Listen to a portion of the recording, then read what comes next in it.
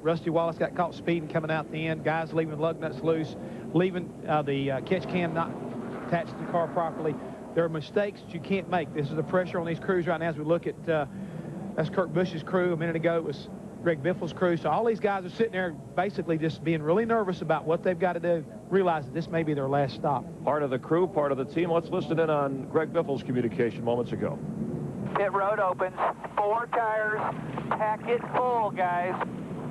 We can go to the end from here. How about your adjustments? He blew up.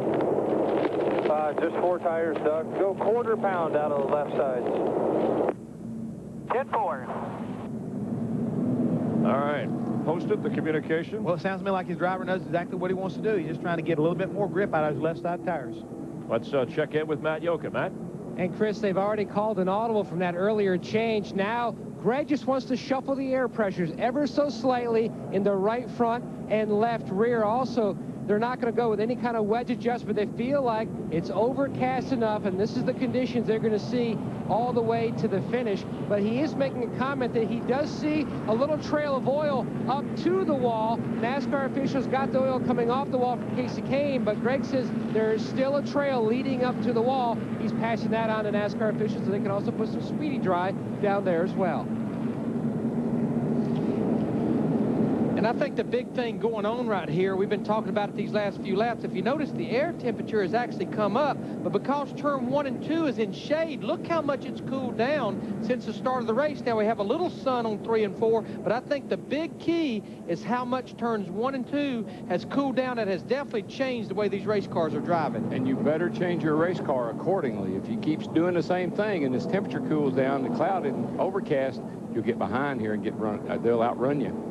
When you make the wrong change, you pay the price. Jeremy Mayfield earlier, too much air pressure in the tires. Car didn't like that. He lost a lap. He is just now, a couple hundred laps later, gotten the free pass to get back on the lead lap. But I think when you're looking for more grip, Darrell, and I think this is what got Jeremy in trouble a while ago, is I like what Greg Biffle, Doug Richards talking about. Whatever you have to do to fix the balance, take air out of a tire. That gives it more grip. Do not put air in a tire. Ooh, no, I hate that. Turns into a big old basketball. But this definitely could be one of the most important stops for these teams today. No mistakes on the pit stop, no mistakes leaving or exiting pit road. This could be the final one, Matt. Pit road is open. The crews are up on the wall. Greg Biffle's team, Doug Richard told them, good, smooth, solid stop. The next 14 seconds when he hits his ball, hits his pit stall, could decide who wins this race as the 41 and 42 go on by. They're going to pull a tear off the windshield, both sides for Greg Biffle to help with visibility.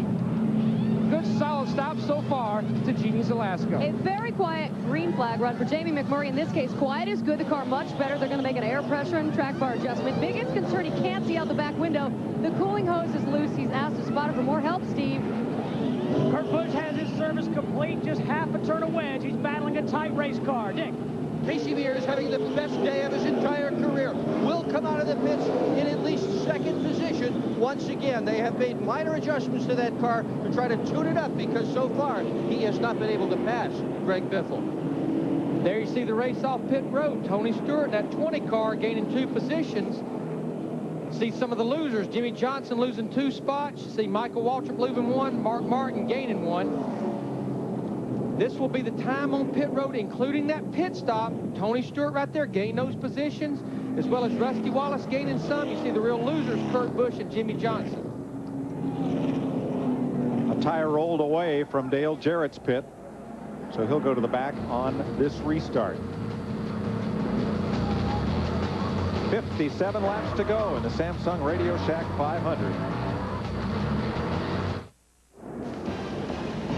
Getting set for the restart, here are the top 5. Jeff Gordon stayed out to lead a lap and then made his pit stop a lap after everyone else on the lead lap. But third place, Jamie McMurray. What a pit stop. They had a great pit stop, but Jeff Hammond was pointing out to me, if you notice, he's able to come to his pit box. He has an opening behind him because Bobby Labonte's a lot of laps down, and then the 25 car, Brian Vickers, is in front of him laps down, so he had an opening basically behind him, in front of him, and that really helps him get in and out of his pit box, along with a great pit stop by that Donnie Wingo group. No mistakes, and McMurray is third behind Greg Biffle and McMurray's teammate Casey Mears as we get the restart. 54 to go. Well, to use a racing term, we're going to ratchet it up a little bit now, boys. I would say so. You better pull them belts tight one more time. They are going now. Is that anything like crank it up? Sounds good to me. I like it.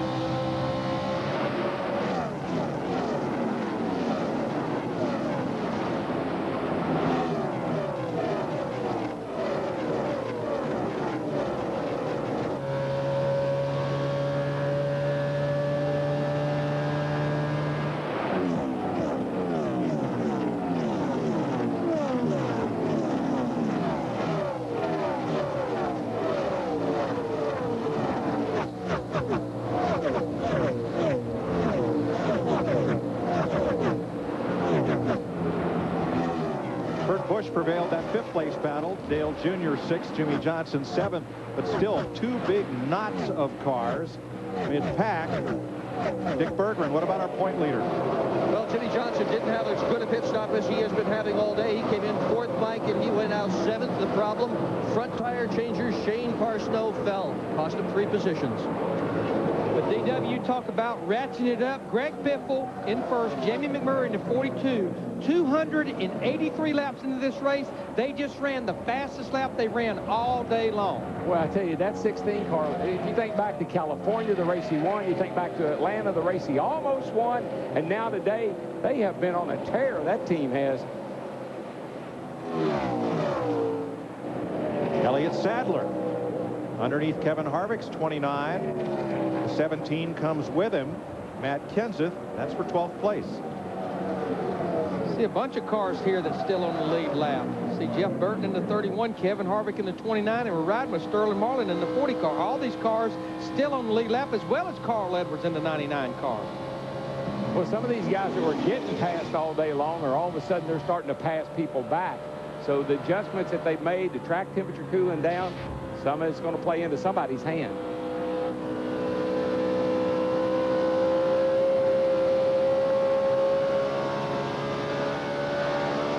I'm just watching our guys up in front. They're running in the mid-29 second bracket. That's close to what some of the cars qualified for this race. But you know, as we were listening to the engine in the whichever car that was, I'm not sure, that's not the same sound we heard last year.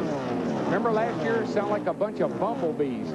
They were turning 10 grand. Today they're turning 9,000, 8,800. A totally different sound. Because of the gear rule you talked about earlier in the broadcast.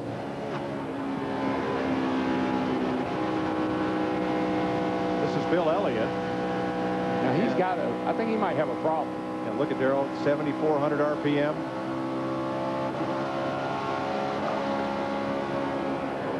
It's like he's almost maybe down a cylinder. You see right there, he's just barely turning over 8 grand right there.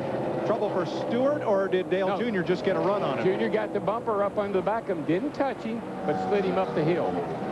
But all these cars right here on the lead lap. Tony Stewart in the 20, Kurt Busch in the 97. We heard Dick Berggren talk about the problem on the pit stop with Jimmy Johnson in the 48. And there's Michael Waltrip in that 15, as well as Rusty Wallace in 2. All racing for position. Rusty has done a good job. You know, he got that penalty early, and he has fought back, and now he's back in the top 10. He's up in 8th spot. His old car has looked good from the get-go, other than that penalty he had to serve. We rode with Bill Elliott. He's brought that ailing car to pit road where they have the hood up.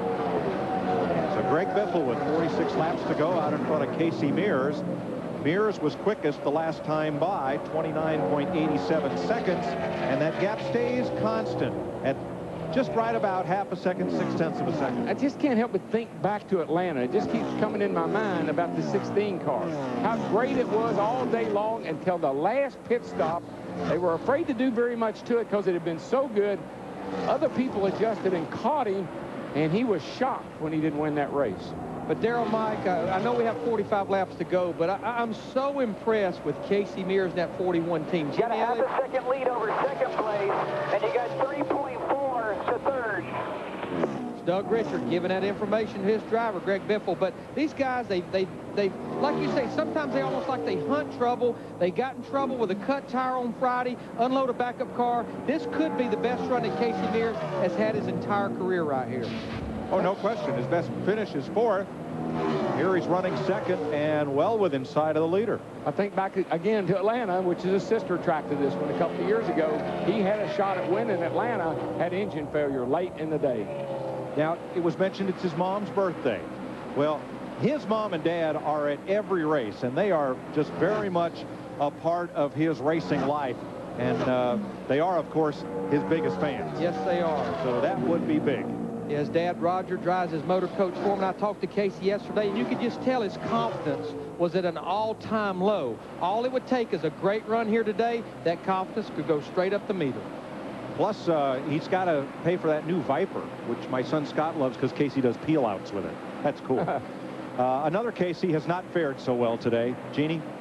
Yes, KCK, 24 hours ago, there was a completely different situation for you. As we watched the 91 pull behind here, what went wrong? Well, we had a great race going on. You know, our Evernham engine was running great, and actually broke an oil pump shaft, which, you know, that's a part that we buy. That's not a part that the engine shop messes with. So the engine run good. We just had a problem with that, and other than that, I think we could have run top 5. Who knows how good. All right, take a split out of the weekend and find some success in that. Thank you. So that appears now that we have 2 of the 3 Evernham cars who's been strong here all weekend behind the wall with a engine mechanical failure of some type. Sometime when you lock one of those dry sump pumps up, it's shrapnel that's inside. The little piece of stuff will fly around in the engine and get to that pump and lock it up. It could be the tip off of a valve spring. It could be any little small thing because they run tight tolerances on those pumps. Boy, Tony Stewart in a 20 car. Jimmy Johnson in the 48 just went by him. Rusty Wallace in 2 ran up behind him, got him loose. He had to go up the racetrack. Now he's going to lose.